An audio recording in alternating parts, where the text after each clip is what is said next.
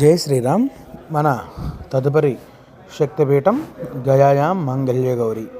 ఇక్కడ అమ్మవారి ఛాతీ భాగం పడిందనమాట.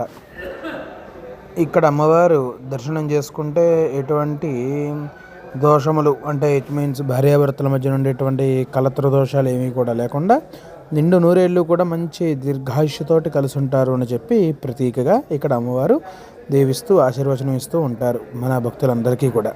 పైగా ఈ గయను శిరోగయ అని కూడా చెప్తూ ఉంటారు. గయాసురుడు యొక్క శరీరము 3 చోట్ల పడిందని చెప్పాను కదా. ఒకటి శిరోగయ మన గయ, జాజ్పూర్లో ఉన్నది నాభిగయ, మన పిఠాపురంలో ఉన్నది పాదగయ. ఇందులో ఇది మొట్టమొదటి శిరోభాగం పడినటువంటి గయ అనమాట. ఇక్కడ పిండ ప్రదానం చేస్తే అమోఘమైనటువంటి ఫలితం వస్తుంది అనమాట. మన పితృదేవతలు నా వంశస్థులు ఎప్పుడు వస్తారా, ఎప్పుడు చేస్తారా పిండ ప్రదానం, ఎప్పుడు ఆకలి తీర్చుకొని ఉత్తమ గతులు పొందుదామా అని ఎదురు చూస్తూ ఉంటారనమాట.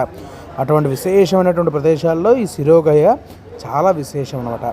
అలాగే మీరు ఇక్కడ చక్కగా చుట్టుపక్కల చూసినట్లయితే ఆవరణం చూడండి, పక్కన పైన ఇప్పుడు శిఖరం కనిపిస్తోంది, అమ్మవారి శిఖరం. చక్కగా అందరూ కూడా దర్శనం చేసుకోండి. అలాగే ఎదురుగుండా ఉన్నటువంటి వారు అమ్మవారు కనకదుర్గ అమ్మవారు, అలాగే ఈ పక్కన ఉన్నటువంటి వారు భద్రకాళి అమ్మవారు.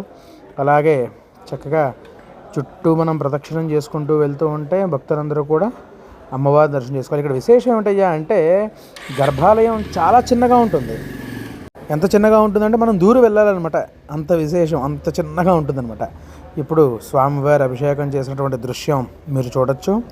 ఇక్కడ స్వామివారికి మనం పంచామృతాలతో అభిషేకం చేసుకున్నాం. అందరూ ఉదయం అంటూ ఉంటారు, కానీ నాకు స్వామివారు ప్రదోష సమయంలో అంటే సాయంకాల సమయంలో అనుజ్ఞ ఇచ్చారనమాట. ఎరా అబ్బాయి చక్కగా నేను ఇక్కడ ఉన్నాను, అభిషేకం చేయని అనుజ్ఞ ఇచ్చారనమాట. ఎప్పుడూ కూడా ఒప్పుకోనటువంటి వారు గర్భాలయంలోకి వెళ్ళి అభిషేకం చేసుకోమన్నారు. అంతా స్వామివారి పుణ్యమే. స్వామివారి దయ లేకపోతే మనం ఎక్కడ. జై శ్రీరామ్.